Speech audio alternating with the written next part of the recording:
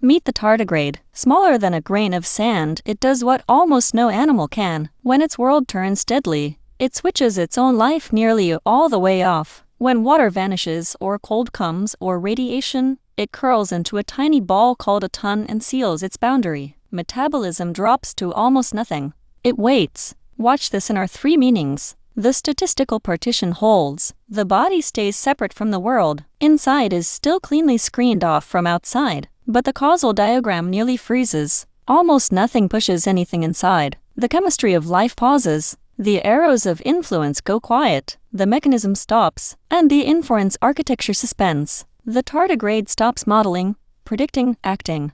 The mind switches off. The loop pauses. The blanket is sealed and waits. Then, sometimes years later, sometimes after outer space, water returns. The ton unseals. The arrows push again. The model wakes. The tardigrade resumes its life. This works only because the three are separate. It kept its partition while pausing causation and suspending inference. It pulled the three apart on purpose to survive. It is a self that keeps its edge while pausing the loop inside. The boundary persists even when thinking stops. Proof, in flesh, that the three meanings are distinct. Deep rest, deep sleep, certain stillness, are faint human echoes.